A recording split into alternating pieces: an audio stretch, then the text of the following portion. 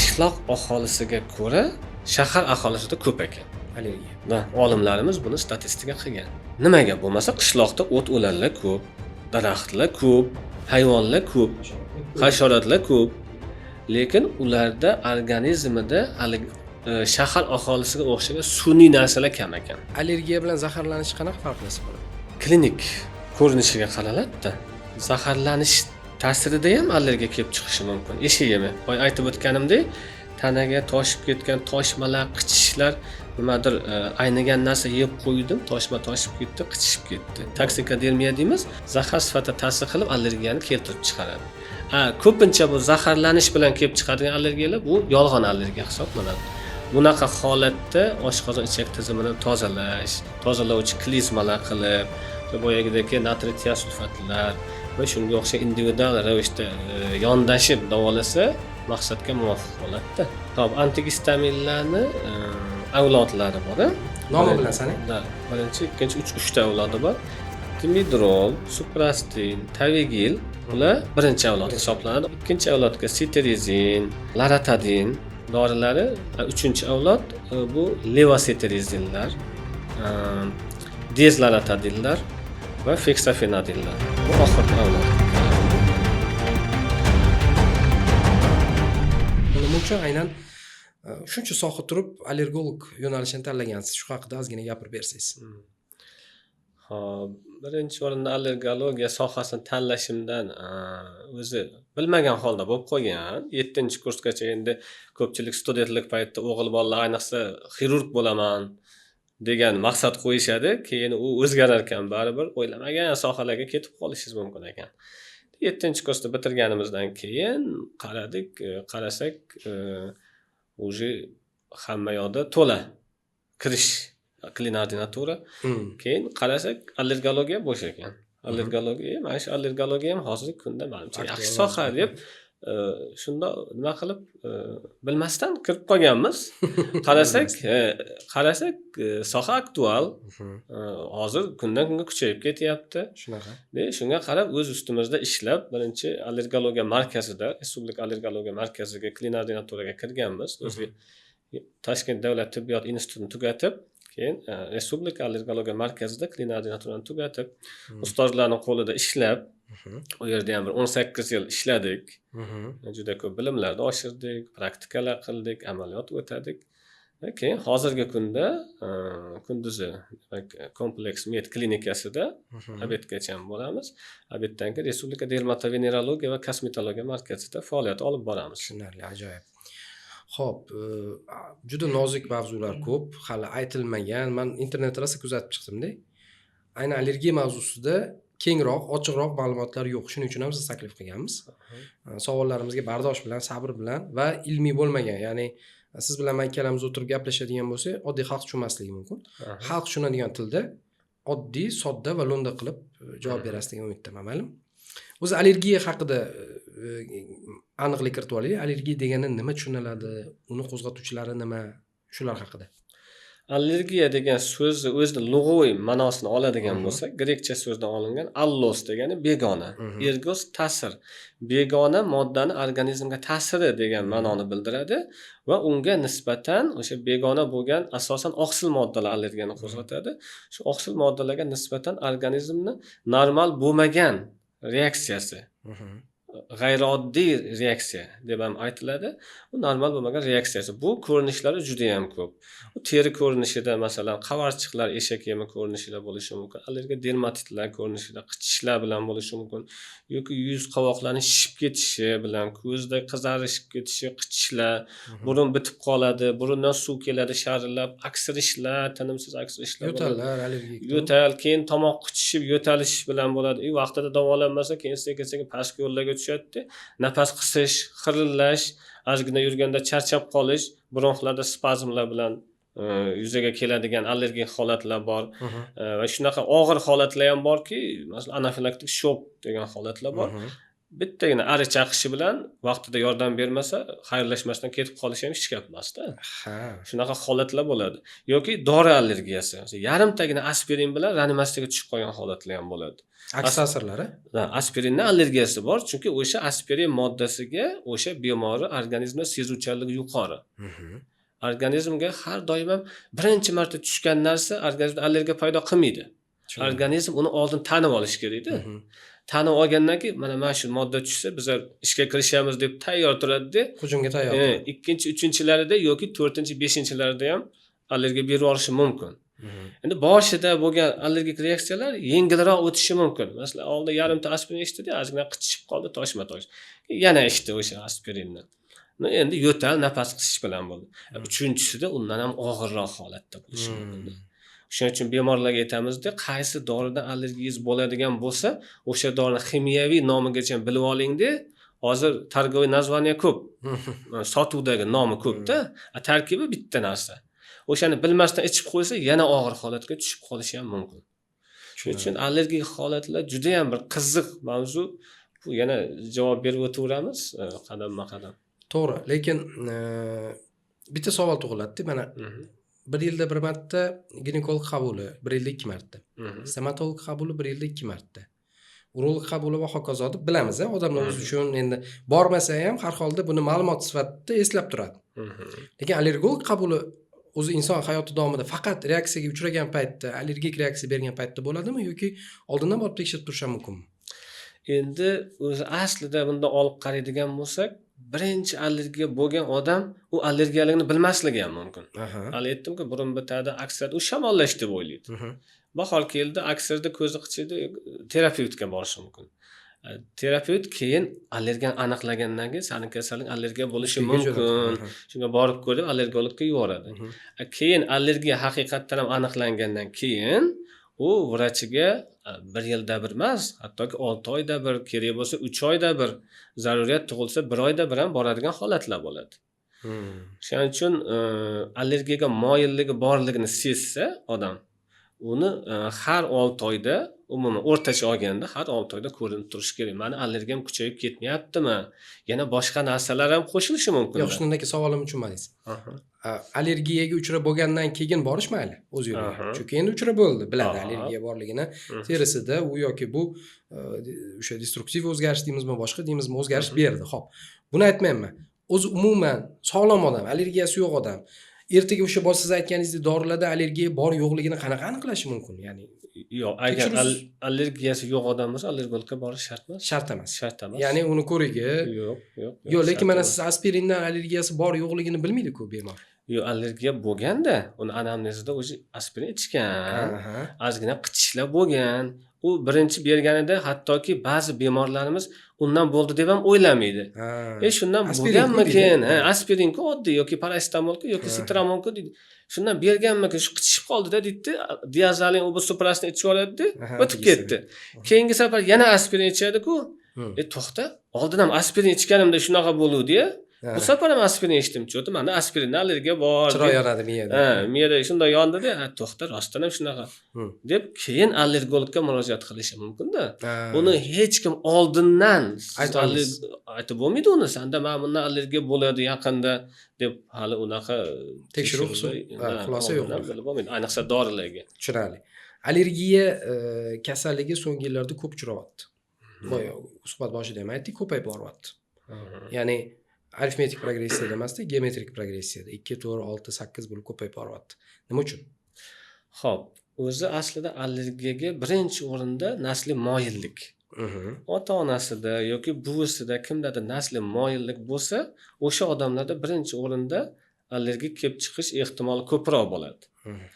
Endi u moyillik ba'zan o'tadi-da, o'sha masalan nevarasiga o'tdi, ota-onani bittasida bo'lsa allergiya 25% bolalarga o'tishi mumkin. 25-40% bolalarga o'tishi mumkin. 4 ta bolaning bittasida o'tadi. Statistik ma'lumotlarga. Ham otada, ham onada bo'ladigan bo'lsa allergiya 50% dan 70% gacha o'tishi mumkin ekan. Endi bu moyillik o'tdi degan gap, u har doim allergiya rivojlandi degan gap emas-da. Moyillik o'tdi, u uxlab yotibdi hali. Yashirin formada. Yashirin formada hali yuzaga chiqmadi. mana shuni yuzaga chiqaruvchi faktorlar bor. Bu trigger faktorlar deymiz. Bu havoning ifloslanishi, havodagi har xil zaharli moddalar, asab tizimi, stresslar bo'lishi mumkin yoki viruslar organizmga kiradida, o'sha uxlab yotgan haligi moyillikni uyg'otib yuzaga chiqarib beradi. Nimaga Coviddan keyin hammada ko'pchilikda allergiya paydo bo'lib qoldi? O'sha virus uxlab yotgan allergiyani bizga uyg'otib yubordi. Endi biz uni aniqlab turib, tekshirib, uni uxlatishga harakat qilish uchun ancha ter to'kishimiz kerak. Tushunarli. Tushunarli. Mana shu trigger faktor bo'lib yana nimalar xizmat qiladi? Yeyotgan narsalarimiz. Hozir kimyoviy moddalar, yeydigan narsalarimiz yarmidan ko'pi krasitel qo'shadi.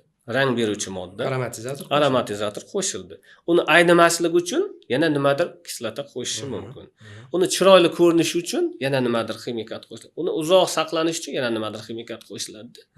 O'sha narsalarni o'zi trigger faktor, ya'ni o'sha uxlab yotgan allergiyani yoki endi rivojlanayotgan allergiyani yanada kuchaytirib beraveradi. Trigger faktorlar qo'zg'atuvchi faktor. Qo'zg'atuvchi faktor hisoblanadi.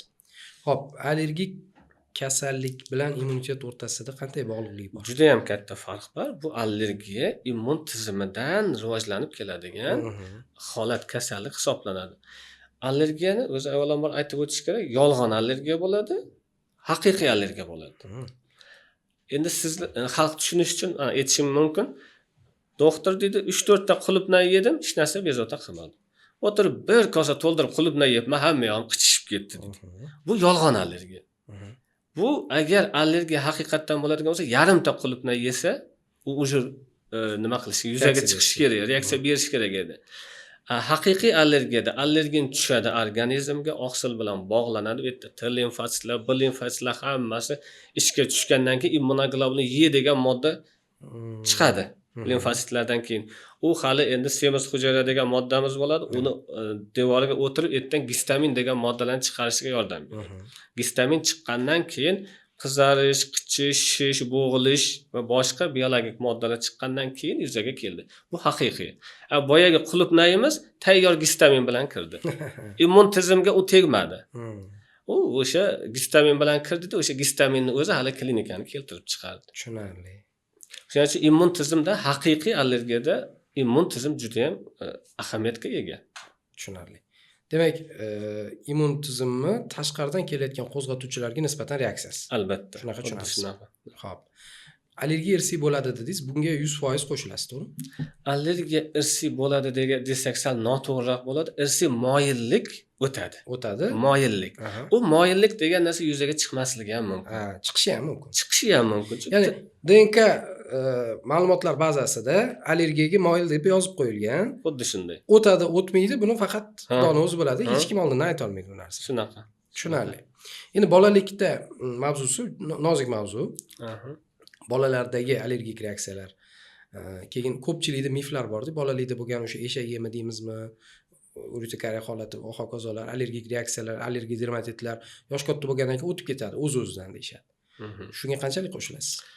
Bolalikda bo'ladigan allergiya asosan sut mahsulotlari, tuxum mahsulotlariga va mana bu chaqchuqlar, yong'oq, pista, bodom va shokoladlarga, shirinliklarga bo'ladi. Ko'pincha organizm shunaqa tuzilgan bo'ladi. Ba'zi odamlarda bu allergiya yo'qolib ketishi mumkin. Bu immun tizimiga bog'liq. Tushunarli. Immun tizim qanchalik ishlashiga bog'liq. Lekin asosiy holatlarda ko'pchilik mana xalqimizda voy hammada chilla bo'ladi. Diatezda chilla deydi, hammada chilla bo'ladi. Biz ham bolamizda ham bo'lgan o'tib ketadi dedi. Bu noto'g'ri fikr. Hozirgi kunda ayniqsa o'tib ketish juda ham qiyin. Bu chilla, bu allergik atopik dermatit bu birinchi qadam bo'ladi. Agar vaqtida to'g'rilab uni davolatmasak, keyin burun bitishi aksirishga o'tadi. Keyin ko'z qichish, yoshlanish bu allergik qadam deyiladi. Allergik shak deyiladi ruschasiga, allergik qadam. Birinchi demak atopik dermatit diatez bo'ldi, keyin allergik rinitga o'tdi, burun bitti aksirdi. Keyin o'zi 5 yildan keyin astmaga o'tib turibdi-da. Astmaga o'tib ketishi mumkin. Har doim ham o'tib ketavermaydi, 20-30% holatda yo'qolib ketishi mumkin. Lekin hozirgi bizlar havoni ifloslanish darajasi, yeyotgan mahsulotlar, stresslarni inobatga oladigan bo'lsak, bu yanada kuchayib ketmoqda. Shuning uchun vaqtida uni e'tibor qilib to'xtatib qolsak, o'shandagina biz yaxshi natijaga erishamiz. Chaqaloqlardagi allergik mavzularni yaxshi ko'tardingiz. Mana ko'pchilik O'sha atopik dermatit holati bo'yicha, misol uchun pampers kiygan paytida va hokazo paytlarda reaksiya beryapti. O'sha pаховый областьga narsa toshib ketyapti, bolamga murojaat qiladi, misol uchun doktorga. Shu nimani oqibati? O'sha haqiqatda pampers oqibatimi yoki vaqtida tegini tozalamaslikning oqibatimi yoki va hokazo faktorlari bormi? Nima uchun bolalarda, chaqaloqlarda shu allergik reaksiya bor? Endi organizm savol tug'iladi. Bu bolaga o'sha pampers allergiya bermadi, boshqa bolaga berdi. Organizm allergiyaga moyil bo'ladigan bo'lsa, pampers sun'iy matodan tayyorlangan bo'lsa, o'sha ximikat masalan qo'shilgan bo'lsa, ko'proq allergiyani keltirib chiqaradi. Chunki bu bolada allergiyaga moyillik bor. Ota-onasida yoki kimdadir allergiya bergan bo'lishi mumkin. U yana o'shani hisobiga. Ha, yana o'shani hisobiga. Bu bog'liq o'sha tashqari muhitga ham bog'liq va organizmning o'ziga ham bog'liqda. Allergiyaga moyillik bor, bu yoqda berayotgan narsa sun'iy. Yana ba'zi nimalarda chaqaloqlarimizda sut ko'tara olmaslik bo'ladi. Laktozaga nisbatan. Laktoza ko'tara olmaslik bo'ladi yosh bolalarda. Mana bu o'tib ketishi mumkin ko'pincha. Sutdan chiqqandan keyin. Sutdan chiqqandan keyin sut ichadi yoki qo'shimcha aralashmalar smeslar berganda yuziga narsalar toshib, qichishib ketadi. Bu ko'tara olmaslik. Bu allergiya boshqa, bu ko'tara olmaslik boshqa. Bu ferment yetishmovchiligi. Keyin immunitet yaxshi rivojlangandan keyin bola katta bo'lgandan keyin fermentlar joyiga keladi va keyin u o'zining joyiga tushib ketishi mumkin. Organizmda agar allergiyaga moyillik bo'lmasa, u kamdan kam holda allergiya kelib chiqadi. Tushunarli. Xo'p, mana hozir tashqi muhit haqida gapirdingiz, qiziq mavzu bu, juda ham eng ko'p uchraydigan maishiy allergiyalar atrofimizda. Nima bilan sizga murojaat qilishadi? Qaysi kontaktlardan keyin sizga murojaat qilishadi?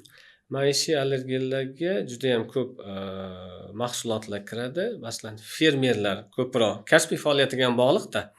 Fermerlar keladi, ot boqadi, otni juniga allergiya bo'lishi mumkin. Qo'y boqadi, qo'y mana shu juniga, epiteliysiga deymiz. Keyin ularda somon beradi, yeydigan o'sha o'simliklar, yemlariga allergiya bo'ladi. Bu masalan fermer lyokki degani bor, fermerlar o'pkasi degan. Bu aspergillar bilan bo'ladigan jarayon, bu ham xuddi bronxial astmaga o'xshab kechadi. Va hozirgi kunda yana ko'pchilik ayniqsa ayollar yuvuvchi vositalar ishlatdim yoki gel bilan har kun idishlarni yuvaman, qo'llarim kesilib ketyapti, toshma toshadi. Kontakt dermatitlar bilan ko'pincha keladi. Har bitta qilayotgan ish bilan bog'liqda. Masalan, aptekada farmatsevtlar bo'ladigan bo'lsa, shu aptekaga borsam aksirib qolaman, burnim bitadi yoki yo'talib qolaman. Yerda har xil dorilar bor. Antibiotikda desmi, vitamin desizmi, ular havoga ma'lum bir miqdorda chiqib turadi. Tushunarli. Ular kasbiy faoliyatidan kelib chiqib, barcha o'zini kasb nimasida sartaroshlarda ayniqsa ular sepadigan hali aromatizatorlar bo'ladi, sochga ishlatiladigan kleylar, laklar, o'shalardan ko'proq bo'ladi. Ayniqsa sartarosh bo'lib ishlayman, ayol kishilar keladi, o'sha tegishi bilan o'zi shishib ketadi. Endi ularga biz aytamiz, kasbingizni almashtirishingiz kerak desa, qiyin masala juda ham bo'ladi endi. Hayot tarzi shu bilan bog'liqda. Tushunarli. Chang allergiyalari doimiy mavzu bo'lib kelgan. Chang allergiyasi deganda, masalan, o'simlik gulchanglari bor. Bu mavsumiy allergiya, bahor kelishi bilan, mart kelishi bilan daraxtlar gullaydi, o'simliklar, o't-o'lanlar gullaydi va undan tashqari o'sha bahorda yog'ingarchilik bo'lgandan havoga ko'tariladigan, namgarchilikda bo'ladigan mog'or zamburug'lar bo'ladi. To kuzgacha o'simlik gulchanglari bor. Bahorgi o'tlar, o'simliklar va kuzgi o'tlar asosan bo'ladi. Kuzda masalan shuvoq, polin deymiz, kungaboqar deymiz, sho'ra o'tlar. Bular avgust, sentyabr, oktyabrgacha gullaydi. Ko'chani supuradigan supurgi o't bor-ku, o'sha ham juda ko'pchilikda allergiya beradi. Ajriq masalan, Timofeyevka ruschasiga aytiladi. Apreldan boshlab asosan Timofeyevkadan. Bu hozir hamma yoqda shaharimizda ham masalan Timofeyevka ajriqlar bilan nima qiladi? Gazon deb aytamiz-ku. Ular gullagan payti o'sha burun bitish, aksirish, ko'z qichish, yo'tal, ayniqsa nafas qisishlar bilan qo'shilgan holatlar bo'ladi. Bular o'simlik gulchanglari. Yana bor uy changi. Uy changi bilan o'simlik gulchangi boshqa-boshqada. Tashqaridagi changdan qo'rqmang deymiz biz aytamiz. Masalan, qish faslida bo'ladigan bo'lsa, agar o'simlik gulchangi allergiya bo'lmasa, tashqaridagi changdan qo'rqmang, uydagi changdan qo'rqing. Nimaga? Uy changining tarkibida ko'zga ko'rinmaydigan kanachalar bor. Ko'zga ko'rinmaydigan kanachalar bu astmani og'ir holatigacha olib boradigan kanachalar bo'ladi. Bular ayniqsa quyosh tushmaydigan joylarda, zaxroq joylarda, Sanitariyaga rioya qilinmagan joylar. rioya qilinmagan, quyosh tushmaydi, shunaqa joylarda bular ko'payaveradi. Paxtani ichida, ko'rpachalar ichida. Ayniqsa aytadi bular kechqurun yotishim bilan bo'ladi. Bu kanachalar o'sha pastellarda, yostiqda, Paxtalarning orasida. paxtalar orasida bular yashaydi. O'rin ko'rpa. Asosiy mana shu astmani asosiy keltirib chiqarish uy changi kanachalar. Bu hamma yoqda bor. Doktor, uy changini ichida ko'pi 60-70% terimizni o'zidan tushayotgan o'lik terini parchalar ekan. Shu Shunaqa. gapga qo'shilasizmi? Shunaqa Bormi shu? bo'ladi. Endi pastelda asosan Pastelda. bo'ladi bu narsa. Bu kanachalar o'sha terimiz bilan ham oziqlanadi. Teri bilan oziqlanadi. U ko'pchilikda asosan nafas yo'li allergiyasini keltirib chiqaradi, allergik rinit, bronxial astmalarni. Va lekin ba'zan bemorlarimizda tekshirganimizda atopik dermatitlarni ham ko'pchiligini keltirib chiqaryapti. Allergiya dermatitlarni, atopik dermatitlarni. Tushunarli. Bu uy changini nimalar? Sovuq havo va issiq havo. Mana hozir sovuq mavsumda o'tiribmiz. Sovuq va issiq yoki bo'lmasam issiqdan sovuqga chiqsam badanimga krapivnitsa toshib ketadi deydi eshak yema yoki aksincha. Nimaga havo nima aloqasi bor allergiya? Bor. Mana fiziologik allergiya borda, shunaqa fizik nuqtai nazardan kelib chiqadigan eshak yemi. Eshak yemi o'zi juda ham ko'p. Bu eshak yemini o'xshatadigan bo'lsak, aysberg muzi bor-ku. Aysberg muzini ko'rinib turgan joyi bor, kichkina. Uni ildizini ko'rsangiz Katta katta. bo'ladi. Okean ostida bo'ladi. Bu krapin esa eshak yemi degani eng oson davolanadigan eshak yemi bo'ladi. Hozirgi kunda eng qiyini ham shu bo'ladi-da. Bu qaysidir kasalliklarni asorati sifatida ham keladi-da. O'sha yolg'on allergiya bor aytib o'tdim-ku. O't pufagini dimlanishi deymizmi, ulardagi gijjalar deymizmi, ichi qotishi, Qabziyat yana. qabziyatlar, bu bo'qoqdagi o'zgarishlar, gormonal o'zgarishlar, autoimmun proseslar deymiz, stress faktorlar deymiz. Ko'pchilik ona keladi, asabiylashsam qichishib ketadi, hamma yog'im toshib ketadi. Toshmasi yo'q, qichmalar ham bor. Ular ham bor. Neyrodermitlar deymiz masalan. Ko'pincha allergik o'sha eshak yemini allergik bo'lmagan eshak yemlari ko'p-da. 40%igina haqiqiy boyagi immun tizim ishga tushib haqiqiy allergiya bo'ladigan bo'lsa, 60-70% haqiqiy bo'lmagan, ya'ni yolg'on allergiya hisobiga. Bu sababchisi boshqa bo'ladi-da. Xuddi shunga o'xshagan sovuq ta'siri ham xuddi shunaqa. Sovuqqa nisbatan sezuvchanlik oshadi, ko'pchilik bemorlar qish kelishidan qo'rqib turadi.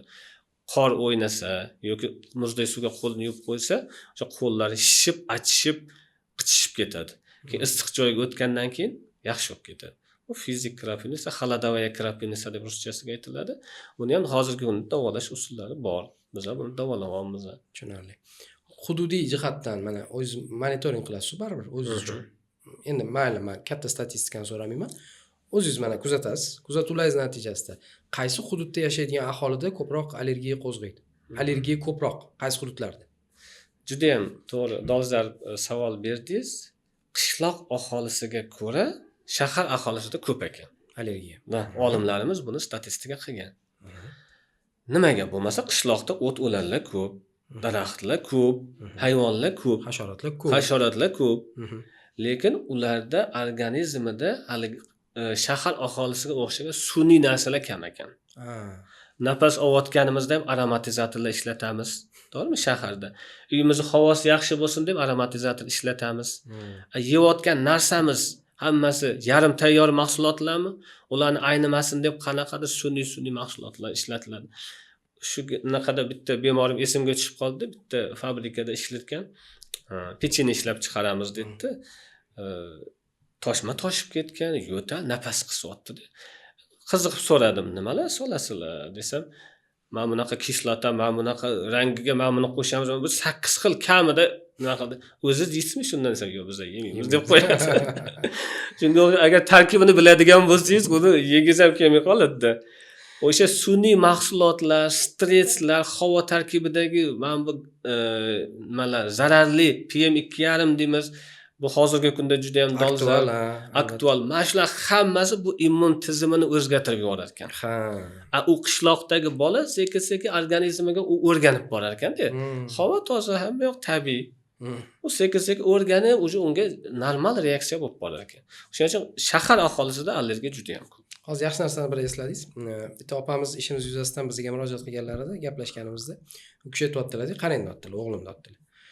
Tovuq go'shti yesam magazindan olib kelib, tovuq go'shti endi sharoit yuzasidan tovuq go'shti yesam, ovqat qilib allergiya krapivnitsa bo'lib ketib qoladi badanim. Bir kuni uyda bir is chiqarish uchun tovuq so'ydik, uni yedim. Lekin allergiya bermadi deyaptilar. Demak, farqini qarang, fabrichniy tovuq bilan demak, xonaki tovuqning o'rtasida ham, chunki fabrichniy tovuq 40 kunda yetiladigan narsa.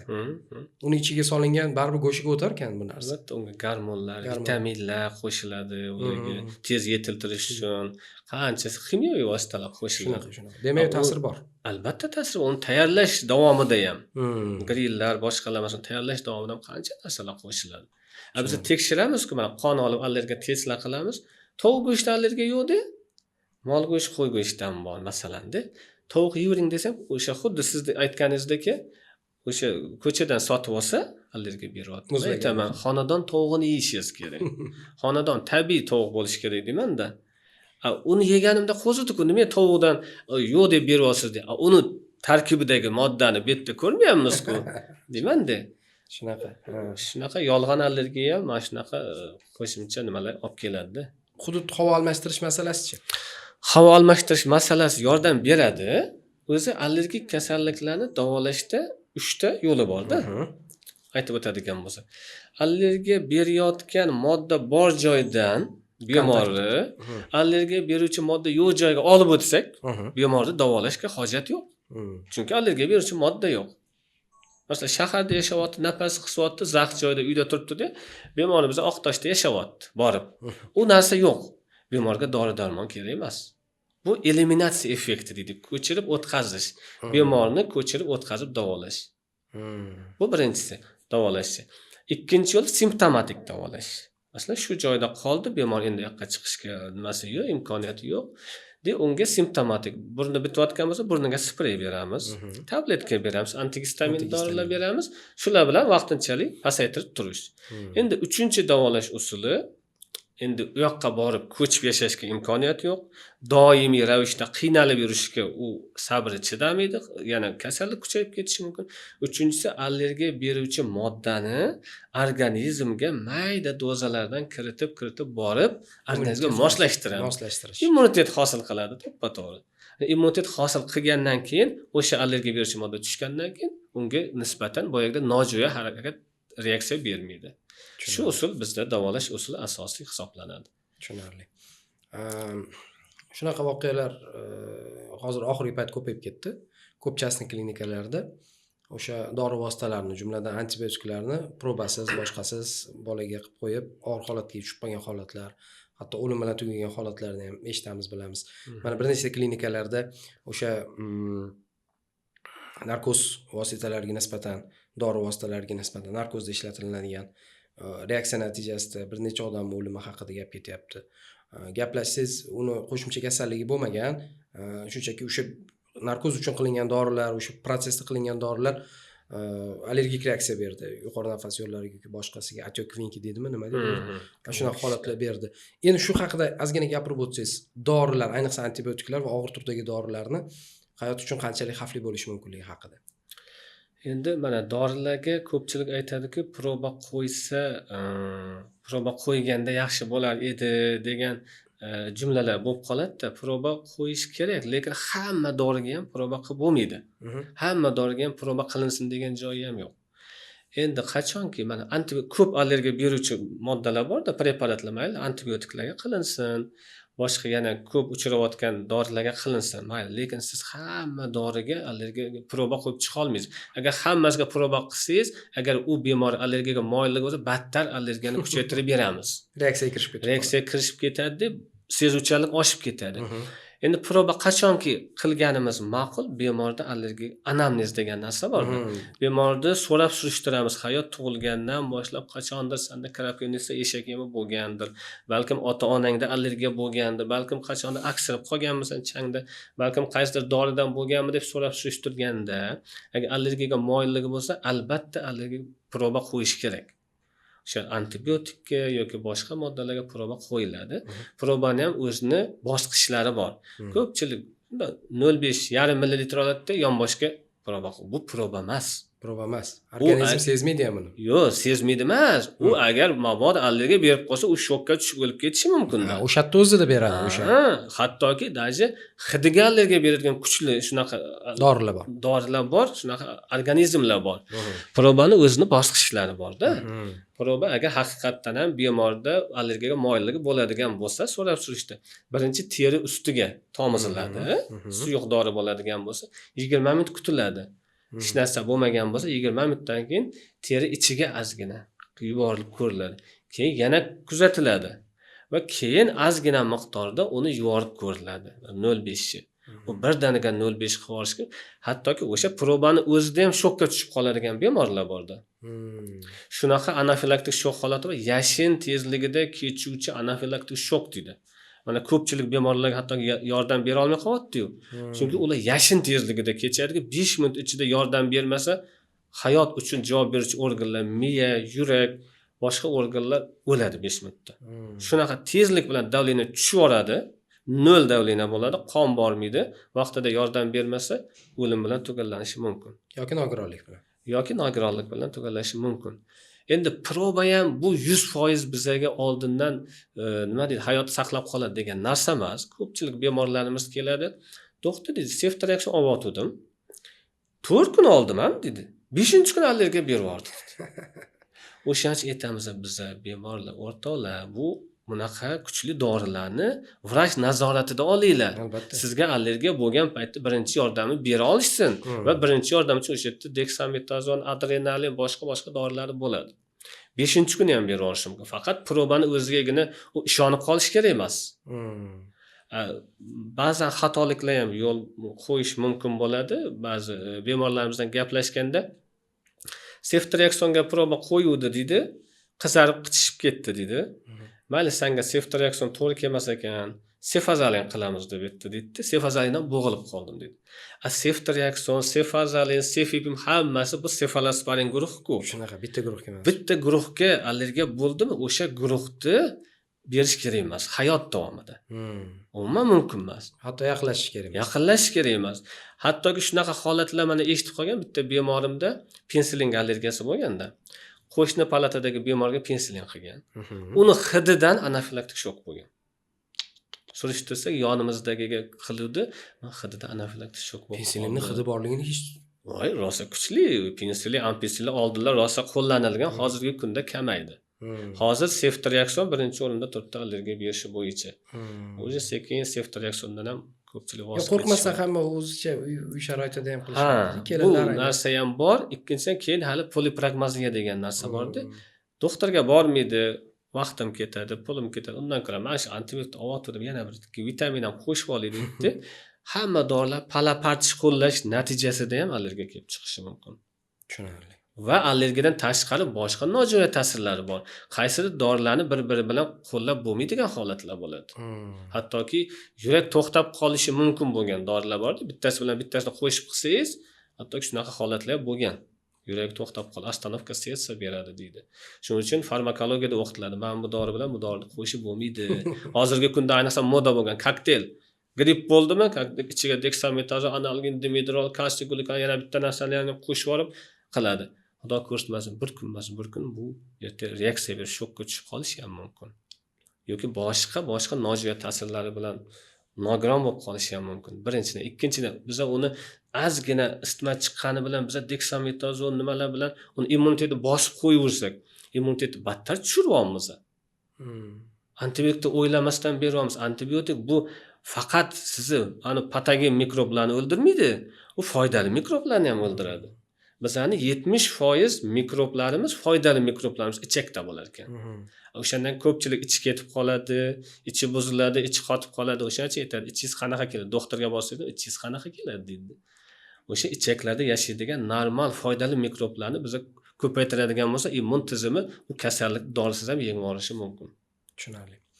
Qarang, allergologlarni oxirgi vaqtda ko'p allergologlarni doktorlarga, ya'ni bemorlarga yozib berayotgan lecheniyalarni ko'ramiz-da. Ko'pida 80-yillarda, balki 70-yillarda qolib ketgan usullar.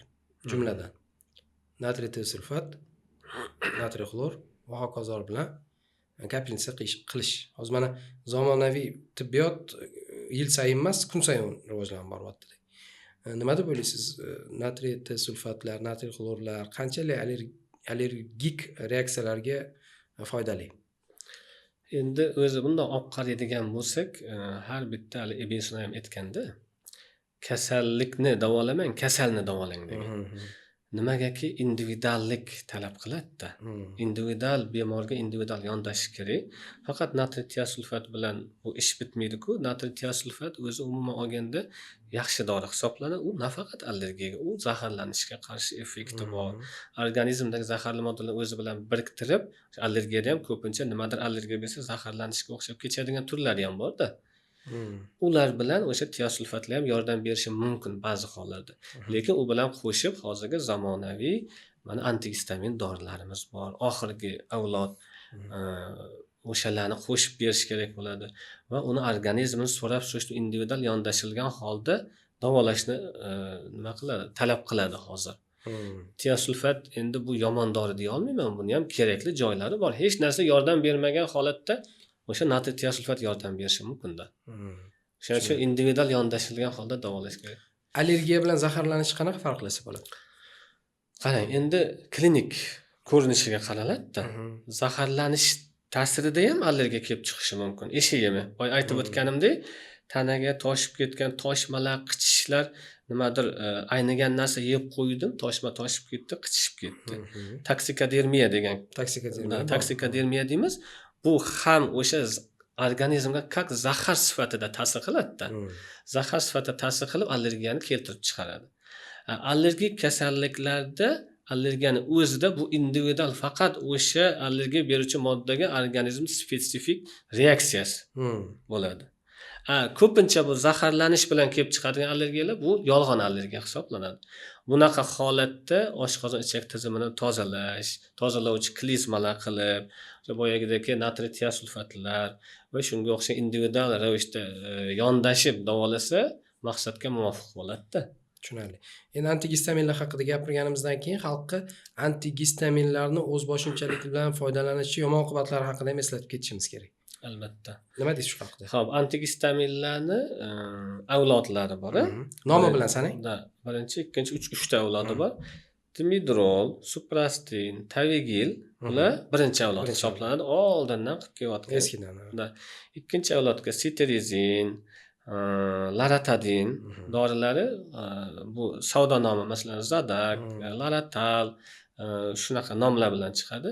Uchinchi avlod bu levositirizinlar, dezlaratadinlar va fexafenadinlar. Bu oxirgi avlodga kiradi. Endi bu avlodga kirdi, bu oxirgisi zo'r ekan degan tushuncha ham bo'lishi kerak emas-da. Individual. Masalan, o'tkir jarayonda bu ikkinchi, uchinchi avlod yordam bermaydi. O'tkir jarayonda bizga birinchi avlod kerak bo'ladi. Suprastin yoki tavigil yoki dimidrol qilsak, o'tkir jarayonni bostirib beradi. Eski usul. Buni qilishimiz kerak. Keyin uni oldini olib turish uchun biz ikkinchi yoki uchinchi avlodni berishimiz kerak bo'ladi. Va keyin o'tkir holatni biz bosib bo'lganimizdan keyin ancha yengillashib qoldi. Keyin bu birinchi avlod dorilarini uzoq muddat qo'llab bo'lmaydi. Ularning o'ziga yarasha nojo'ya ta'sirlari bor. Sedativ ta'sir deymiz, uyqu chaqiradi, xotirani pasaytiradi, oshqozon ichim tizimiga ta'siri bor, prostataga ta'siri bor. Uzoq bilan 5 kun beramiz. Bu hozirgi o'tkir yonib turgan holatni bosib olish uchun beramiz. Keyin bizga ikkinchi, uchinchi avlod yordamga keladi, chunki ularning zarari kam. Hatto 3 oylab ham beriladigan dorilar bor. Hozir hech qanday zarari yo'q. Ichib yuraveradi, allergiya bo'lsa yaxshi yuradi. Tushunarli. Savol boshqacharoq qo'ydim. Uyda diazolin, zadak va hokazolar hammaning aptechkasida bor. Bilasiz. Hamma uydagi klassik o'sha ya'ni ro'yxat hisoblanadi. Citramon, trimol va hokazo, zadak bor. Hammaning uyida bor. Shularning ham yomon oqibati bordir balki. Ko'pchilik bemorlar kelyapti. Diazolin ichib yuribman. 3 oydan, necha oydan? Qachon? 3 oydan beri. Xotirangiz yaxshimi? Yo'q, esimdan chiqib qolyapti. Oshqozoningiz yaxshimi? Yo'q, oshqozonda yara bor, menimcha shu jig'ildonim ham qaynaydi, og'rib qoladi. Erkak kishilar bo'lsa prostata unga ham ta'sir qiladi-da. Shuning uchun birinchi yordamga yaxshi, lekin uzoq muddat qo'llab bo'lmaydi. Ha. O'shaning uchun buni biz cheklaymiz-da. Mana hozir retseptda dori sotish rejimiga o'tilyapti. Ancha allergiya kamayadi, ishoning. Xudo xolasa. Inshaalloh. Ancha kamayadi. Haqiqatda kamayadi. Chunki palab archishda, mana allergiyaga dori olmoqchi bo'lsangiz, kirasiz, maqsadingizni yetasiz. Burnim oqyapti. Abdim qitishyapti. Yoki toshma bor. Bolam palon yoshda. Ayolim homilador emas. Bo'ldi, shu 3 ta faktorni so'raydi, asosiy faktorni paqillatib beradi, olib kelib ichasiz. Keyin uning oqibatlari haqida hech kim sizga javobgarlikni bo'yniga olmaydi. To'g'ri. Mana hozir bu mexanizmga o'tib boshlansa, asta-sekinlik bilan. Yevropada shunaqa-ku, o'zingiz ham juda ham yaxshi bilasiz, mana dunyo ko'rgan doktorsiz. Birorta dorini hattoki men Germaniya tajribasiga hayron qoldim-da, doktor. Mana misol uchun menga siz 4 dona zadak yozdingiz. Aptekaga borib bitta plastinka ola olmas ekanman. U menga 4 dona sotar ekan. Ichmaslik meni muammoim ekan. Shunaqa. Ya'ni 4 dona zadakka o'zini berar ekan, uni ichamanmi, ichmaymanmi, u ID kartamdan chiqib kelar ekan. Borib bu qanaqa zo'r mexanizmga o'tadi. Odamlar hadi bo'lar bo'lmasga dori ichmaydi-da. Badlar bilan, biofaol qo'shimchalar bilan, vitamin komplekslar bilan, tabiiy narsalar bilan davolanishga harakat qiladi. Va mana biz Toshkentdagi aptekalarni ko'ring. Apteka, Paynet, ovqatlanish shoxobchasi, apteka, Paynet, ovqatlanish shoxobchasi, apteka. Bu xuddi bir narsaga o'xshaydi.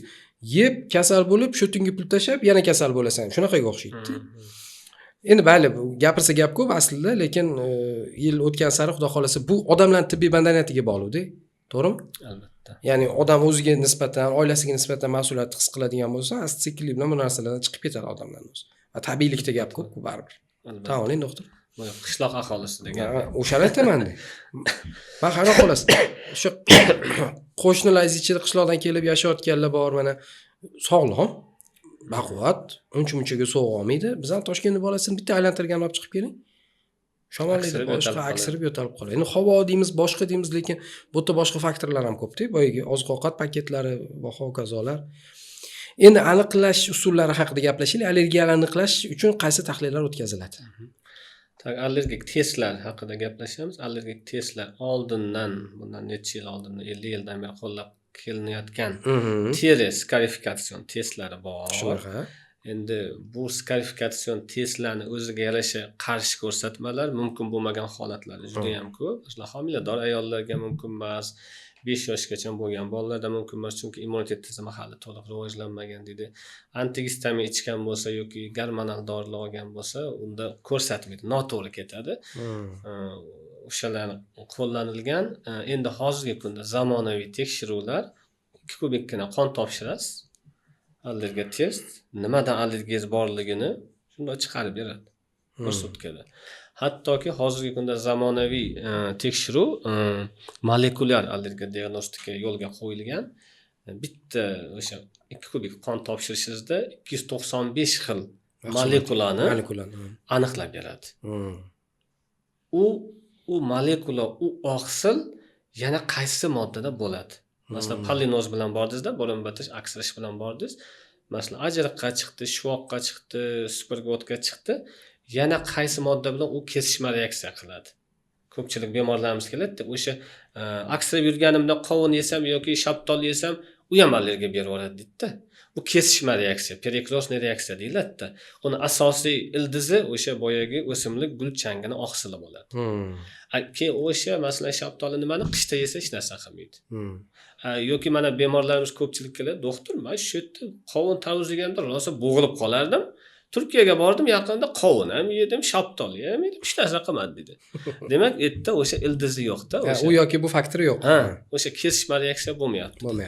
O'shalarni hozirgi zamonaviy tekshirish usullarimiz oqsiligacha aniqlab beradi. Bu oqsil yana qaysi mahsulotlarda bor, qaysi mahsulotni yemay turish kerak, qaysi mahsulot yoniga yoki bormay turish kerak, qaysi oqsilga nisbatan biz asid terapiya deymiz, allergiya spesifik immunoterapiya. Boyagi emlashlar. Qilsak, qaysinga qilsakkina biz to'liq muolaja ola olamiz, lecheniya. Davo ola olamiz. Qaysi mahsulotga qilsakkina biz to'liq davo ola olamiz. Oldin Masalan, bitta mahsulotda 6 xil oqsil bo'lishi mumkin-da. Shunaqa. Masalan, o'sha ajriq deydigan bo'lsak, ajriqda 6 xil oqsili bor. Oldin uni polni ajriqda o'ziga allergiya chiqdi. Biz bilmaymiz uni qaysi biriga, unga oqsiliga qilsak, vaksina qilsak effekt beradimi, bermaydimi? Hozirgi kunda shunaqa o'sha major, minor degan oqsillari bor. O'sha major katta oqsiliga qilsakkina biz effekt yaxshi olar ekanmiz. Shu oxirgi 5 yil ichida bizga ham kirib keldi. O'sha bo'yicha hozir muolajalar qilyapti, effekt juda ham yaxshi. Eng ishonchlisi demak Molekulyar allergiya diagnostika. Tushunarli. Qon orqali tekshirib. Buni yaxshi tomoni yana bitta, u homilador ayoldan olasizmi qonni, u antigistamin ichib keldimi, u 70 yoshmi, u 3 yoshmi, uni qonini oladi tashqarida, ya'ni in vitro aniqlanadi. Uni organizmga kirmaydi u. Organizmga reaksiyasi kirmaydi. Qonni o'zida aniqlab berishadi. Xohlagan paytda. Xo'p, tekshiruvga qanaqa tayyorgarlik ko'rib kelish kerak? Tekshiruvga iloji boricha gormon dorilarni olmasa, o'sha qon orqali tekshiruvlarga o'sha deksametazon ko'pchilik hozir moda bo'lgan diprospan bitta olaman deydi, zo'r yuraman. Oldin 6 oy yaxshi yurardim, hozir 1 oy ham yetmayapti. Oxirgisini olganimda umuman effekt bo'lmadi. O'shanaqa kuchli gormon dorilarni olmasdan yoki olgan bo'lsa, kamida 2 hafta, 3 hafta o'tgan bo'lishi kerak. No, bu qon orqali tekshiruv antigistaminlarning zarari yo'q. U antigistamin ichsa ham tekshirsa bo'ladi. O'sha iloji boricha och qoringa ertalabki qondan tekshiramiz va o'sha gormon dorilarni olmagan bo'lsa, biz xohlagan yoshda homiladormi, yoshi kattami, qarimi olib aniqlab beramiz. Nimadan allergiya borligini. Mana homiladorlar mavzusida homilador ayollarning ko'pchiligida allergik reaksiyalar bor. To'g'rimi? Homilador ayolda kuchli allergik reaksiyalarning borligi homilador bolani dunyoga keltirish ehtimolini oshiradimi? Bu birinchi savol. Va homiladorlikda o'sha oxirgi deylik 7 oylik homilador. Masalan deb olaylik, 7 oylik homilador butun badaniga krapivnitsa toshib ketdi. HGC gormonlar rol o'ynayaptimi yoki boshqa qo'zg'atuvchilar rol o'ynayaptimi va nima uchun bu ayolda birdaniga allergik reaksiya bo'lib qoldi? Agar bo'lgan bo'lsa, endi homilaga zarar qilmasdan turib davolash usullari bormi? Juda ham dolzarb mavzu. Homiladorlikda ko'pchilik mana surunkali eshak yemi bor-ku, surunkali xronический krapivnitsa deymiz. Ko'pchilik bemorlar homilador bo'lishi bilan yaxshi bo'lib qoladi. Bu yerda gormonal o'zgarishlar hisobiga yaxshi bo'ladi. Ko'pchilik bemorlarimiz homilador bo'lishi bilan allergiya toshib ketadi. Bu yerda ham gormonal o'zgarishlar paydo bo'ladi-da. Ko'pincha qalqonsimon beziga bog'liq bo'ladi, estrogenlar, estradiollarga bog'liq bo'ladi. Endi birinchi trimestr deymiz, birinchi 3 oyligida iloji boricha antigistamin berilmaydi. Uzoq turiladi. Uzoq turiladi, chunki hali bola homila yosh, endi organlar rivojlanmoqda, iloji boricha bermagan ma'qul. Deymiz, o'shaning uchun ehtiyot bo'lib, o'sha boyaga yolg'on allergiya chaqiruvchi sitrus mevalar, yong'oqlar, moshlovya, achchiq, mayonezli narsalar yemay turinglar deymiz, allergiyasi moyilligi borligi. Keyin ikkinchi trimestrdan boshlab berish mumkin bo'lgan dorilarimiz bor. Masalan, fenkarol dorisini ikkinchi trimestrdan berish mumkin deb bizga o'qitilgan. Uni uzoq muddat emas, iloji boricha qisqa muddatda zaruriyat shifokor nazorati ostida. Albatta, uni mumkin ekan deb uzoq muddat o'zicha uyda ichish noto'g'ri tushuncha bo'lib qolmasin faqat.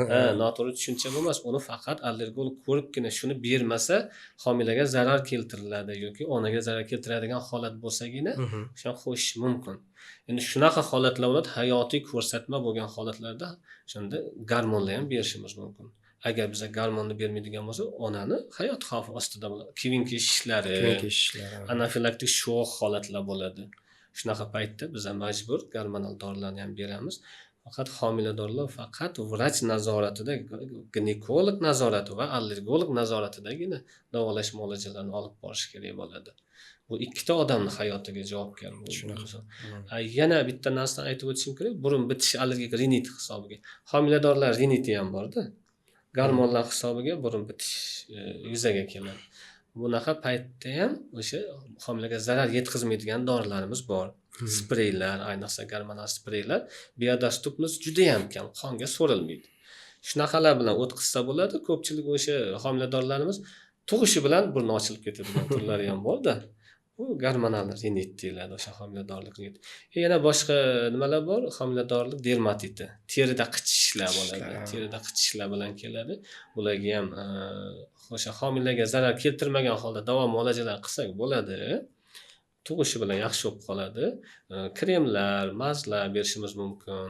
O'sha organizmni tozalaydigan dezintoxikatsion zararsiz mahsulotlar bor. O'shalarni ham berib davolasa bo'ladi. Hozir yoshlarning ichida e'tibor berdingizmi? Bir narsa trendga chiqdi-da. Nafas yo'li bo'g'ilsa, bo'g'ilmasa pist qilib burunga doimiy sepib yuradigan narsalar chiqdi. Allergolog sifatida shularning xavfli tomoni haqida yoki umuman u kerakmi, kerak emasmi? Ozgina ma'lumot berib keting. Burun bitishi bo'lgandan keyin burun ochuvchi spreylar bilan foydalanadi-da. Bemorlar keladi, o'sha Naftizin yoki Rinaxilni. Rinaxil. Kuniga 15 marta qilaman, bo'lmasa yurolmayman dedi. Bu birinchidan o'sha burundagi shilliq qavatlarni qon tomirlarini toraytiruvchi preparat hisoblanadi. Bu uzog'i bilan 5-7 kun qo'llash mumkin. Instruksiyasini ham o'qisangiz shunaqa yozilgan. Uni uzoq qo'llasa birinchidan qaramlikni chaqiradi. Usiz tura olmaydigan bo'ladi. Ikkinchidan bu preparatni o'zi rinit chaqiradi. Medikamentoz rinit deydi. Uchinchidan yuragiga, bosh miyaga va psixikaga ta'sir qiladi. O'shaning uchun bunaqa bemorlarning burun bitishini sababini aniqlab turib, men nechta kasallarni bu preparatlardan xolis qilganmiz. Burnim qurib qoladi, shuni qilmasam bitib qoladi, nafas ola olmayman deb keladi. Tekshiruvlarni o'tkazamiz, individual yondashib, sabab nima bo'lyapti. Agar burni qiyshiqlik bo'ladigan bo'lsa, uni lor vrachi bilan birgalikda davolaymiz. Allergiyadan kelib chiqayotgan bo'lsa, allergenlarni tekshirib, maxsus davolash, balkim o'sha vaksinalarni qilishimiz mumkin, asid terapiya qilishimiz mumkin. Burunni o'rni o'ziga ham zararsiz preparatlarimiz bor. Sepib yuradi, sabr bilan kuniga 2 marta masalan sepadi, davolovchi. Sekin-sekin, qadamma-qadam chiqarsak bo'ladi. Etapma-etap, shoshmasdan. Shoshmasdan. Chunki baribir tashlatsangiz tashamaydi. Ha. Qancha bemorlarimiz xursand bo'lib keladi. Voy, yaxshi ham o'shani tashadim deb xursand. Biz ham o'rganishdek bu narsa. Xuddi sigara chekishdek gap bu narsa. Xuddi shunaqa. O'tirib qolgan, narkotikka o'xshagan narsa. Tushunarli. Qarilar, bolalar va o'rta yoshdagilar, ayollar, erkaklar qaysi biri sizga ko'p murojaat qiladi? Kimlarda ko'p yoki hozir yosh jins tanlamayaptimi kasallik? Hozir yosh bolalarda ko'p allergiya. Nega? Bo'lyapti. Yosh bolalarda hali aytib o'tganimizdek, birinchidan boyagi laktoza ko'tara olmasligi ham bo'ladi. O'sha simeslar qo'shimcha nimalar beradi-ku. Emizmaslik oqibatlari ekanda xullas. Tabiiy emizishni ko'pchilik hozir xohlamayapti-da. Tez tug'ib figuram buziladi deydimi, boshqa deydimi, simesga o'tkazib qo'yadi. U bola bechara hali unda fermentlar yetishmayapti. Uni parchalash uchun. Balkim laktoza fermenti yetishmayotgan bo'lsa, o'sha simesni ichishi bilan dedi doktor, hamma yoq qizarib ketadi, g'ishillab nafas qisib qoladi dedi. Shunaqa paytlarda o'sha laktozasiz xilini berib ko'ring deyman. Yoki sut bermang, men buni bermayman. Shunda yaxshi dedi. Bolalar ko'pida mana shu laktoza fermenti, laktozani parchalovchi ferment yetishmasligidan bo'ladi. Va hozirgi holatda bu o'zi aytadi-ku, hali kech qolmadimmi? Bolam yosh, allergiyani oldin olsa bo'ladi, kech qoldi. Homiladorlik paytida boshlashingiz kerak edi. Deymizda. Bu homiladorlik paytida o'sha onada stress kuchli bo'lsa, virusli infeksiyalar o'tkazgan bo'lsa, olayotgan nafasini tarkibida kimyoviy moddalar ko'p bo'ladigan bo'lsa, hattoki kiyimi deymiz, aytishadi-ku, bola homila nima bo'layotganini eshitib turadi deydi. Bekorga emas. O'sha muzika tinglang, asabizni aslang degani bekorga emas. O'sha immun tizimiga ham ta'sir qilar ekanda. Bizning holatimiz hozir ko'pchilik nima? Faqat telefonda ketdi, telefon. Bu yerda olayotgan nafasni hali aromatizator sepib qo'yadi. Bu yerda yeydigan narsasi fast food, harakat kam, toza havoda harakat yo'q. Bu bola nima qilsin endi? Yoki burni bitsa ham doktorga bormaydi deb, burun bitgandan keyin bolaga kislorod bormaydi. Ko'pchilik homilador bemorlarimiz keladi, burni bitib yuradi, doktorga bormadim, lechini olmadim, nobud bo'lib qoldi deydi hattoki. Shunaqa holatlar bo'ladi. U burun bitgandan keyin kislorod bormagandan keyin u qatdan nafas oladi. O'zingga yetmagandan keyin bolaga qatdan yetadi. Shunaqa. O'shaning uchun homiladorlik paytidan boshlab onani o'ziga ham, bolani ham o'ylash kerak-da. U tug'ilgandan keyin kamida 2 yoshgacha emizish tavsiya beramiz. Tabiiy immunitet hech qaysi biri ona sutigacha yetmas ekan. Yetmaydi. Hamma tayyor immunitet ona sutiga o'tadi. ona ustidan o'tadi. Keyin uni tug'ilgandan keyin yana bu yoqda haligi pampers deymiz, u ham ximikat, hali yeydigan narsasi ham ximikat bo'laveradigan bo'lsa, immun tizimi o'shanga уже nima deydi? Hali noodatiy reaksiya keltirib chiqarishni boshlaydi. Yana bitta nazariyalar bor, shu joyda esimga tushib qoldi. Haligi infeksiyaga qarshi kurashish kerak-ku organizm. Infeksiya yo'q, masalan. Hamma yoqda haligi nimaga o'xshab, parnikka o'xshatib qo'ygansiz. Immunitet faqat mana tashqi muhitda kelayotgan narsalarga qarshi noto'g'ri ishlashni boshlatganda. O'shaning uchun qishloqdagi bolalar hali isitmasi chiqsa ham ukol olmasdan o'zi tuzalib ketaveradi deydi-ku. U immunitet ishlayapti-da. Haqiqiy ishlayapti. Ko'pchilik bemorlarimiz, onalarimiz ozgina isitmasi chiqsa analgin dimidroq qilib qo'yadi yoki paracetamol qiladi, immunitetni bosib qo'yadi. Immunitet o'zi slabiy bo'ladi. Keyin tez shamolladi deydi, antibiotik beradi.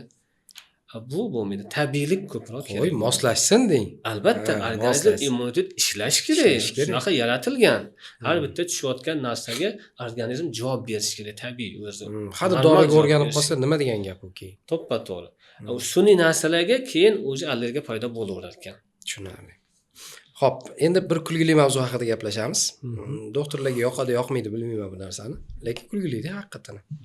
Xalq ichidagi xalq tabobat usullari va hokazolar, eskichalik, yangichalik, balo-battarlar va allergiya bilan bog'liq turlari bor, misol uchun. Eshak yemida eshakka teskari yem berish kerak. Badaniga narsa toshsa allergik reaksiya bo'ladigan bo'lsa, qanaqadir bir narsalar qilib mahallaga tarqatish kerak va hokazolar. Endi o'zi asli ilmiy asosi yo'q bu narsalarga, lekin tomoshabinning ichida haligacha eshakka teskari yem berayotganlar bor-da. Nima deysiz? Xalq tabobatini qaysi qismini olish kerak, qaysi qismiga mutlaqo to'siq qo'yish kerak? Endi eshakka yem berib ham tuzalib ketayotganlar bor-da. Englani. Yo, bu gapingizni hozir eshitsa, mumkin ekan deb o'ylaydi. Buni anaqasini men tushuntirib beraman. Tushuntirib bering. Tushuntirib beraman. Birinchidan psixologik omil degan narsa bor-da. Odam ong osti degan narsa bor-da. Ixlos, xolos deydi-da. Bir narsa esimga tushib ketdi. Bitta bemorim keladi, doktor, sizni ko'rganimdan men tuzalib ketaman. Ixlos qilganda. Bir kun televizorda chiqayotgan ekanman, televizorda sizni ko'rib nafasim ochilib ketdi deydi. Birinchidan ixlos, ishonch bo'lsa, oddiy suvdan ham tuzalishi mumkin. Albatta. Ikkinchidan, umrida eshak ko'rmagan odam, eshak bilan yashamagan odam eshakdan qo'rqadimi? Tem bo'la orqasiga qarab yem beradimi? Organizmda qo'rquv, adrenalin ishlaydi. Adrenalin bu allergiyaga qarshi-da. Og'ir holatlarda ham adrenalin qilinadi-yu. Adrenalin allergiyaga qarshi birinchidan tuzalaman degan ishonch bor, ixlos bor va adrenalin ishlayapti. Yengilgina krapinisi eshak yemi bo'lsa, o'zi o'tib ketadi u aslida. Eshakka yem bermasa ham o'tib ketadi 1-2 kunda. Shunaqalar shundan tuzaldim deb o'ylashadi. Xo'p, psixologik omil. Lekin agar u yengil bosqichda bo'lsa o'tib ketishi mumkin, lekin ertaga og'irroq bosqichi va eshak tugul boshqa narsalar ham dinozavrga yem bersa ham tuzalmaydi u. Keladi doktor dedi, oldin dipraspan olganimda 6 oy zo'r yurardim dedi. Ikkinchisini olganimda 3 oy zo'r yurdim. Uchinchisini olganimda bir haftaga ham yetmadi dedi. Kuchli gormonlarni olib keyin bizaga kelishadi. Keyin endi uni asoratini oladi. Atrofiyalari va hokazo. Bu suyak mo'rtlashishi, ko'z kataraktasi, oshqozonda yara, sahr, qandli diabet, steroidli diabet deymiz. Terini yupqalashib ketishi, yosh odamda hali kampirlarning terisiga o'xshab qolishi, shunga o'xshagan 12 xil asorati bor ekan-da. Endi oldin yaxshi bo'lganim uchun olmay, kimdan so'rab oldingiz? Qo'shnim olgan ekan, yaxshi bo'lib ketibdi. Ba'zi hollarda yaxshi bo'lib ketishi mumkin, lekin buni vrach nazoratisiz qilib bo'lmaydi-da. Yana o'zini muddati bor, 7-14 kunda og'ir holatlarda qanaqadir o'zini etaplari bor, lekin unaqa emas-da. Uni vrachlar og'ir holatda ham o'ylab beramizda. U erta o'ylamagan qaytmas jarayonlarni keltirib chiqaradi. Keyin allergiya qolib ketib, o'sha suyak mo'rtlashishi va sahr o'shalarni davolashga o'tib ketadi-da. Ikkilamchi kasalliklar. Ikkilamchi kasalliklar. Keyin u mayli allergiyani davolash uchun oddiy dona ta'sir qilmaydigan bo'lib qoladi. Chunki kuchli sinov bo'ldi-da. Hali pashshani pushka bilan otgan deydi. Oddiy dorilar bilan tuzatadigan kasallarni ham hattoki allergik rinitlarga dipraspan oldim deb kelishadi-da. Shuning uchun xalqimizga iltimos qilib qolardim.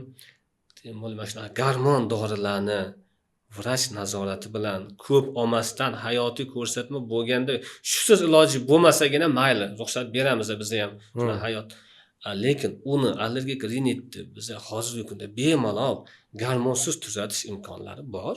Hattoki astmalarni ham hozirgi kunda zamonaviy davolash usullari o'z vaqtida murojaat qilsa, haligi og'ir asoratlar bo'lmagan holatda murojaat qilsa, biz uni davolashga erishmoqdamiz. Ko'pchilik bemorlarimizga salbutamol degan dori bor-da. Astmada 20 marta ishlataman kuniga deydi. U baraka topki, salbutamol u birinchidan davolovchi emas. U vaqtinchagina shifoxonaga yetib olgunchagina berish mumkin bo'lgan birinchi yordam uchun dori. Ikkinchidan bir kunda 6-8 martadan ko'p ishlatsa, rikosheta sindromi deydi. Naborot, teskari bo'g'ib qo'yadi. Uni ko'pchilik bilmaydi, battar bo'g'ilib reanimatsiyaga tushadi-da. Shuning uchun bu salbutamollarni ham aytib o'tishim kerak, nafas ochuvchi, xuddi boya naftezinga o'xshagan narsa bu ham. Asosiy davolovchi hozir ingalyatorlar chiqqan. O'shalarni vrachiga borib turib yordirib olsa, kuniga 2 marta sepadi. Zarari yo'q. Masalan, astmalar ham og'ir astmalar ham yaxshi yuribdi. 2 marta sepadi, bemalol ishini qilaveradi, bemalol sog'lom odam bo'lib yurishi mumkin. Va shuni fonida allergiya testlarini qilib, allergiya sababini aniqlab, maxsus davolar qiladigan bo'lsa, umuman qutulib ketishi mumkin. Astma ko'pchilik rivojlangan davlatlarda unaqa kasallik ham hisoblanmaydi, yotib ham davolanishmaydi ular. Astma bo'yicha, sport bo'yicha jahon chempionlari bor. O'zi astma, lekin sport bo'yicha jahon chempion. Tushunarli. Endi doktor, eng muhim narsalardan bittasi bemorlarga, o'zi umuman allergiyaga chalingan bemorlarga iste'mol paketi. Ovqatlanish ratsioni haqida nima deysiz? Endi ratsionga keladigan bo'lsak, allergiya o'zi keng tushuncha-da. Nafas yo'li allergiyasi deymiz, teri shakli deymiz, eshak yemi deymiz, dori allergiyasi. Masalan, dorida allergiya bor bemorlarda ko'pchilik oziq-ovqatda allergiya bo'lmaydi. U nima yesa ham bo'lmaydi. Lekin mana bu aspirin, analginlardan allergiyasi borlarda sariq ichimliklar, rangli ichimliklar mumkin emas ekanda. Tatrazin degan modda bo'lar ekan. Shunaqa. Uni tarkibiga yaqin modda bo'lar ekan. O'shaning uchun ko'pincha birinchi o'rinda turadi o'sha og'riq qoldiruvchilardan allergiya bo'lganlar. Shularga biz maslahat beramiz. Ayniqsa bo'yoqlar qo'shilgan mahsulotlarni, ichimliklarni, sariq, qizil rangli ichimliklarni ichmaslikni tavsiya beramiz. Agar boshqa oziq-ovqatlarni iste'mol qilganida hech qanday bezovtalik bo'lmasa, bemalol iste'mol qilaversin. Oziq-ovqat allergiyasi ta'sirida, masalan, eshak yemi toshadi yoki bo'g'ilib qoladi. Haqiqatan oziq-ovqatdan bor. Ularda birinchi o'rinda o'sha kuchaytiruvchi trigger faktorlar yoki gistamin liberatorlar deymiz. Sitrus mevalar, chaqchuqlar, yong'oq, pista, bodom deymiz. Dukkakli mahsulotlar, mosh, lo'ya, no'xat deymiz. Achchiq mahsulotlar. Bular birinchi o'rinda iste'mol qilmaganingiz ma'qul deymiz. Lekin bular ham albatta shifokorga borib haqiqiy nimadan bo'layotganini aniqlab, agar yolg'on allergiya bo'lsa, uni sababi balki o'tida dimlanish yoki helikobakter, oshqozonda yarasi yoki shitoyotga yoki garmana uni tuzatsa, u yolg'on allergiya o'tib ketishi mumkin. Haqiqiy bo'ladigan bo'lsa, o'sha faqat biz aniqlab beramiz, qaysi allergiya. O'sha narsani yemaydi bo'ldi. Yashayveradi bemalol. Shunaqa bemorlar keladi. Doktor 3 yildan beri dieta qilaman, faqat suv bilan nonga kunim qolgan dedi.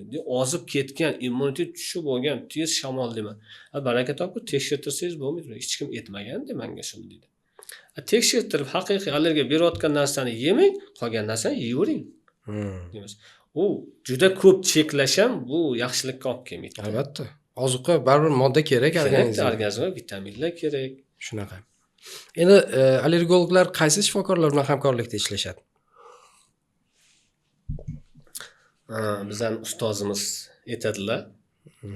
Juda yaxshi anaqa aytganlar, hali esimdan allergolog bu shifokorlar ichidagi lider bo'lishi kerak dedi. Lider degani hamma shifokor, hamma sohani bilishi kerak. Nimaga aytayotgani, ginekologda ham allergologga ish tushishi mumkin-da. Shunaqa. Ginekolog o'sha o'zi nimasi jarayonida, muolaja jarayonida dori beryapti, bemoriga reaksiya berdi. Allergologga keladi. Xo'p, qaysi sohani olmang, hammasi allergolog bilan chambarchas bog'liq. Urolog deysizmi, ginekolog deysizmi, ko'proq ishlaydiganlarimiz lor shifokorlari, allergik rinitlar bilan ko'proq keladi. Allergik rinit plus burun qiyshiqligi masalan keladi. Biz allergiyasini davolab beramiz, burun qiyshiqligi yoki poliplar bo'ladi. Burunda polip ham o'zi kelib chiqishi allergik. Poliplar shunaqa og'ir, kuchli bo'lib ketganda uni olishga majbur bo'ladi. Yengil paytida dorilar bilan balkim qaytarish mumkin, allergiyaga qarshi dorilar bilan. O'shanda lor shifokorlari bilan biz chambarchas birgalikda bog'liq bo'ladi. Pulmonologlar bilan birgalikda chambarchas bog'liq ishlaymiz. Masalan, bronxial astma kasalligi plus infeksiya qo'shildi yoki boshqa yana qanaqadir. Shular bilan dermatologlar bilan Albatta, u Hasan Husan soha-ku. birgalikda dermatologlarga ham adashib allergiya bilan kelib qolishi mumkin. Isha yemalar ham, ular ham davolaydi. Bizaga ham dermatologik kasalliklar ham kelib qolishi mumkin. Biz ular bilan birgalikda Aralash holatda davolaveriladi. birgalikda davolash kerak. Shunaqa ko'p holatlar bo'ladi. Bu nima deydi? Yana davolash rejasini tuzib olish kerak edi. Davolashi yanada yaxshi nimaga olib keladi. Natijaga olib keladi. Bitta o'zim davolayman deb bilar bilmas qilish u noto'g'ri deb o'ylayman. Tushunarli. Xo'p, balki oxirgi kasalliklarga oid savollarimdan bittasi. Qarang, agar savollar ochmasa, uy sharoitida birdan allergik reaksiya beryapti. Deylik, atyoq, kvinki holatda yoki bo'lishi mumkin-ku. Birdaniga o'tirgan joyda, boya aytganingizdek, tez yeb qo'ydi, nimadir yeb qo'ydi, birdaniga doktor kelishi mana qishloq joyda yashaydigan odam. Birinchi yordam kelgunicha vaqt o'tib qoladi. Qanaqa birinchi yordam berilishi kerak? Endi shokovoy holatlarda.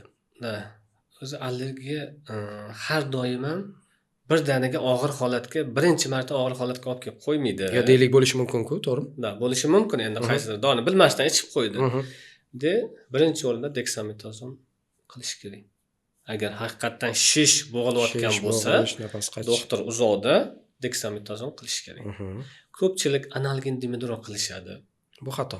Bu noto'g'ri. Albatta. Ko'pincha allergiyasi bor bemorlarda og'riq qoldiruvchi dorilarga allergiya bo'ladi-da. Allergiyani tuzaltaman deb dori allergiyasini ham qo'shib ketadigan holatlar. Analginni qilib battar shokka tushirib qolish mumkin. Shuning uchun birinchi o'rinda birinchi yordamga agar haqiqatan shu kuchli allergiya bo'layapti, bo'g'ilish holat bo'layotgan bo'lsa, deksametazon to'g'ri ko'rsatma hisoblanadi.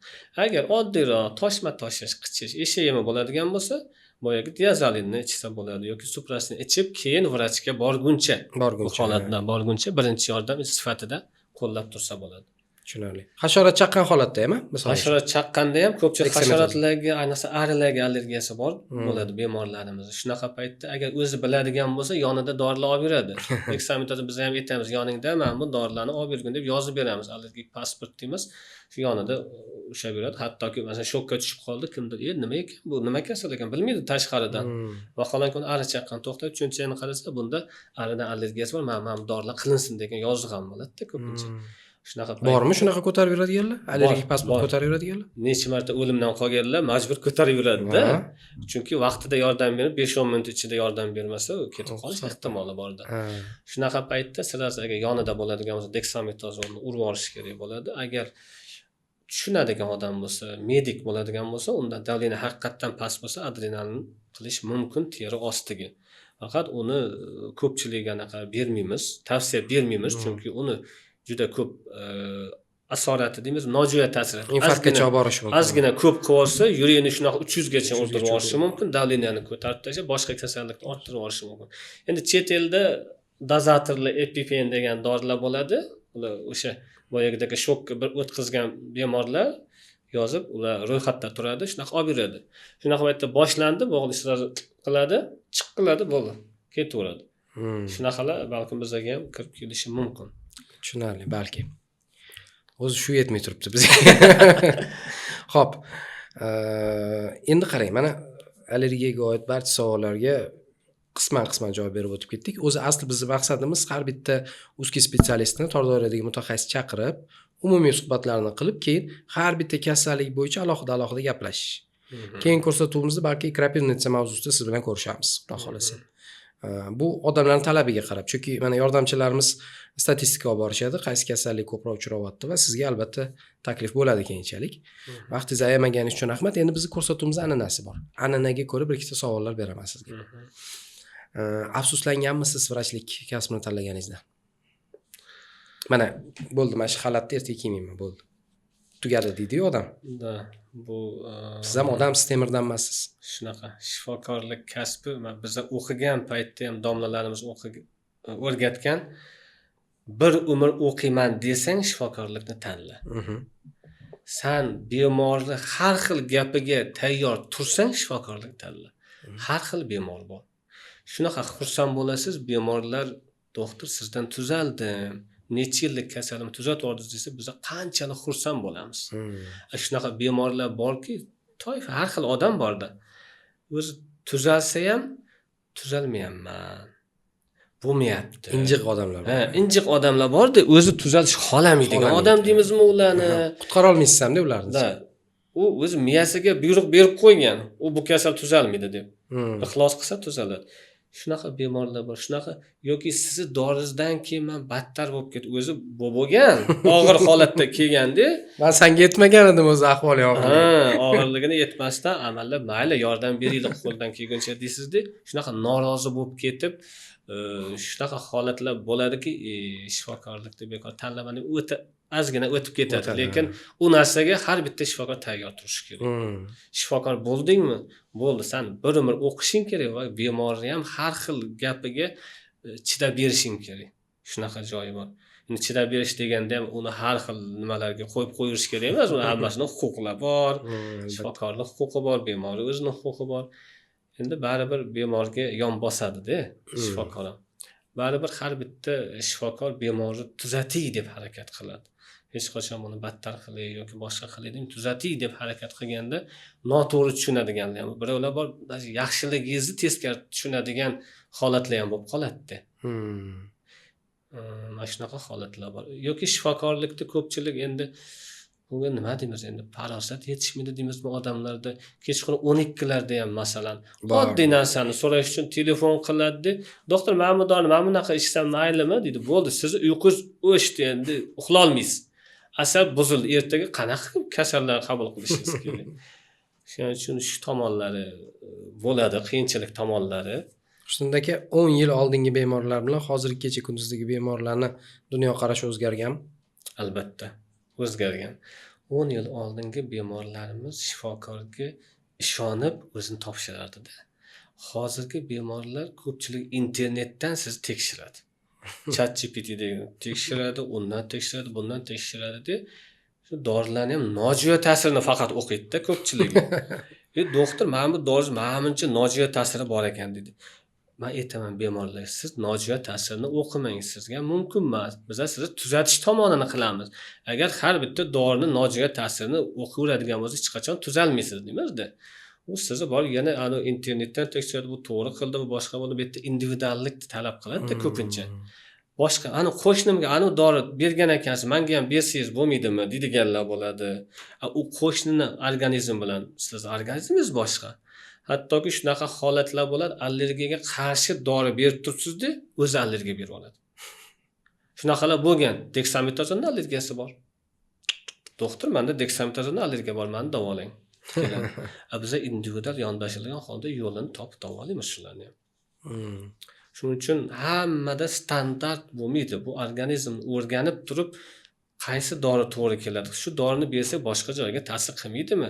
Yoki sahrini oshirib yormaydimi? Yoki davlenasini oshirmaydimi? Yoki oshqozoniga ta'sir qilib qo'ymaydimi? Biz mingta o'ylaymiz. Bular bitta osmonni olib yozib beradi deb o'ylashadi. Endi shunaqa o'ylaydi yoki ChatGPTga kiradi, yo instruksiyalar nojo'yasini o'ylaydi-da. U nojo'yasini biz ham bilamiz. Lekin har bitta dorida u ozgina millionta odamdan bittada uchraydigan nojo'ya ta'sir bo'lsa, u yozib qo'yadi. Yozadi. Chunki o'zini nimasida u straxovkasi deymiz. Straxovkasi. Xo'p, dushmaningiz bormi? Endi men dushmanim Kecha trixolog vrach nima dedi bilasizmi? Dushmaningiz bormi desam, doktorni dushman doktor bo'ladi dedilar. Endi men to'g'ri tushunaman, dushman deyman, raqobatchi deb tushunaman-da. Raqobatchi deganda ham qanaqa? Dushman boshqa, raqobatchi boshqa. Dushman bo'lmasam hamma allergologlar sizga raqobatchi bo'lib qoladi hozir. Yo'q, raqobatchi bo'lganda hamchi men to'g'ri qabul qilaman. Masalan, bemorlar shunaqaki, sizga bordimi, siz allergologsiz, boshqaga ham boradi. Yo'q, boshqalardan chiqib ham menga boradi. Tekshirish uchun. Vrachchi etika degan narsa bor. Masalan, boshqa vrachchi qilayotgan Aybi ishiga qilayotgan ishi noto'g'ri bo'lganda ham yoki nima bo'lganda ham uni biza yomonlashga haqqimiz yo'q. Balkim u shu sharoitdan kelib chiqib qilgandir. nimadir Yo'q, hisobga olgandir. shuni hisobga olgandir. Balkim o'sha vaqtdagi sharoit shu dorini berishga nima qilgandir, majbur qilgandir.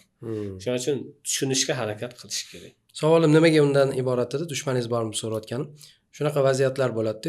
Yomon ko'rgan, endi dushmaningiz demaylik, yomon ko'rgan odamsiz. Nima siz mafiya sardorimi, dushmaningiz bo'ladi. O'shani aytaman-da. Sizga bitta savol qarang. Siz yoqtirmagan odam bor-a? Yoki qachondir dilingizni ortib qo'ygan odam. Shuni o'zini yoki kimdir uni davolashingizga to'g'ri kelib qoldi. Prinsip o'rtaga qo'yasizmi, qo'ymaysizmi? Qo'ymayman. Men aytaman, masalan, shunaqa gap borku, ekib ketaver anaqani. Masalan, daraxt ekasam, boshqa ekasam, qaysidir meva bermasa ham qaysidir meva beradi. O'sha dushmanimni ham yaqin odami kelsa, men davolab beraveraman. Chunki qachonki o'sha dushmanim ham tushunib yetishi mumkin. Yetadi. Bunga bekor o'sha paytda ozor berib qo'ygan ekanman deb keyin kechirim so'raydi. Shunaqa holatlar bo'ladi. Ayniqsa kasallar jahli chiqib ketganda urushadi, siz eng yomon odamsiz-da.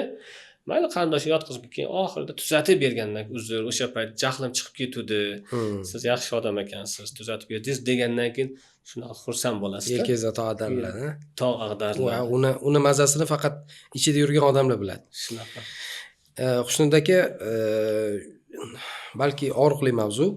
O'zingiz sohangiz bo'yicha yaqinlaringiz ichida birorta bir inson murojaat qilib ojiz qolgan vaziyatingiz bo'lganmi?